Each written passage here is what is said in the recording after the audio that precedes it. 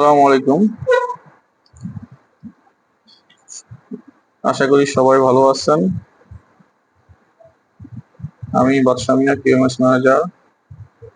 সকল জিপিকিউ রেসপন্সিবলের উদ্দেশ্য করে বলতেছি, আজকে আমরা একটা নতুন টপিক নিয়ে আসলাম, যেটা আমাদের ম্যানেজমেন্টের পক্ষ থেকে ইনস্ট্রাকশন দেওয়া হয়েছে। সকল জিপিকিউ রেসপন্সিবলকে এই ফরম্যাটে তার ইন্সপেকশন ডাটাটা এন্ট্রি দিতে হবে। তো আমি এখানে একটা রেকর্ডিং আকারে নিয়ে আসছি। সবাই এই ফরম্যাটটা ফিল আপ করে মাস শেষে কিউএমএস এর কাছে হ্যান্ড ওভার করবেন। তো ফরম্যাটটা আমরা কিভাবে ফিল আপ করবো সেই নিয়মটা আমি এখানে দেখাচ্ছি। প্রথমত হলো আমাদের ফাইল নেম হলো ইনস্পেকশন কেপিআই। তো ফিল আপ করবো কি, এখানে বায়ার যে বায়ার আছে সেই বায়ারের রেসপন্সিবল তার বায়ারের নামটা এখানে এন্ট্রি করবে। দেন ফরম্যাটে কি আছে, ডেট। এখানে পর্যায়ক্রমে আমরা ডেট দিব, মাসের শুরু থেকে ডেটটা দিয়ে যাব।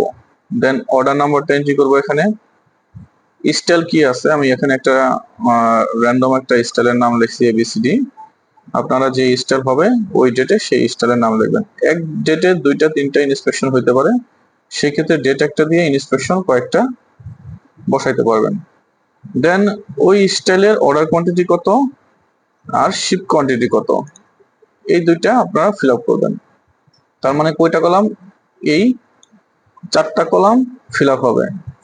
প্লাস এবং শর্ট শিপমেন্টের কলামটা ফিল আপ করার দরকার নাই, এটা অটোমেটিক ফিল আপ হবে। তারপর ওই স্টাইলটা কোন ফ্লোরে হয়েছে, প্রথমত সুইং ফ্লোরটা আপনারা এখানে এন্ট্রি করার দরকার নাই, জাস্ট এখানে ড্রপ ডাউন থেকে ফ্লোরটা মেনশন করে দেবেন যে এটা কোন ফ্লোর। ফার্স্ট ফ্লোর হলে ফার্স্ট ফ্লোর, সেকেন্ড ফ্লোর হলে সেকেন্ড ফ্লোর, কোন ফ্লোর, যেই ফ্লোর হবে সেই ফ্লোরের ফ্লোরটা মেনশন করে দিবেন ড্রপ ডাউন টেনে। এবং ওই স্টাইলটা ফিনিশিং কোন ফ্লোরে হয়েছে সেই ফিনিশিং ফ্লোরটাও এখানে আমি ড্রপ ডাউনে দেওয়া আছে, ড্রপ ডাউন টেনে আপনারা মেনশন করে দিবেন।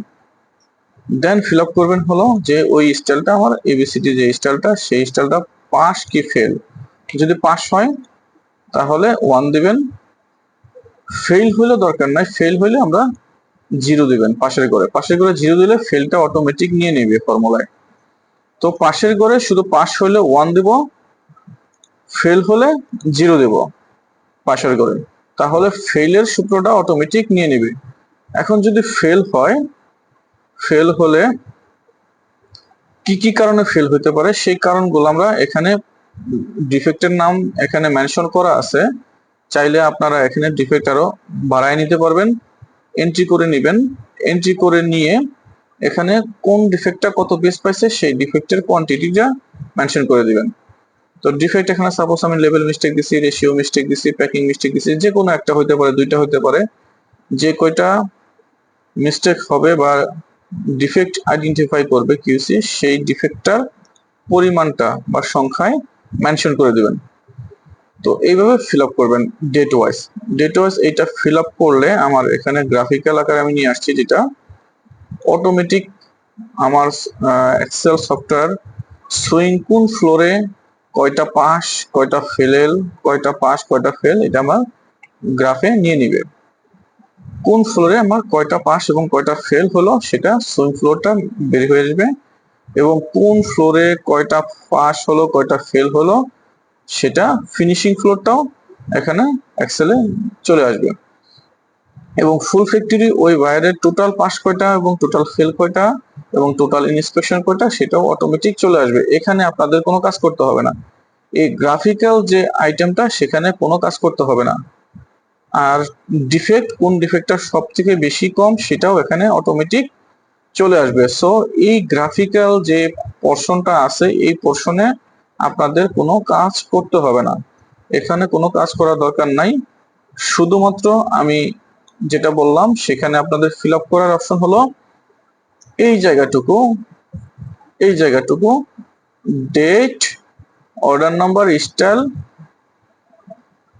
অর্ডার কোয়ান্টিটি, শিপ কোয়ান্টিটি, এই কয়েকটা 1 2 3 4 5টা, এই 5টা কলাম ফিল আপ হবে।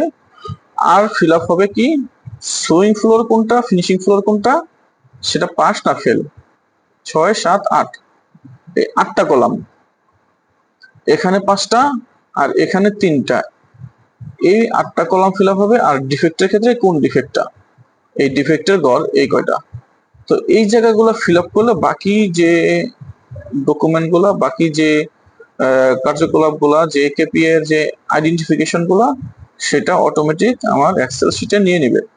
তো এইটা আপনারা মাসের শুরু থেকে ফিল আপ করবেন, ফিল আপ করে মাস শেষে কিউএমএস কে মেল করে দিয়ে দিবেন।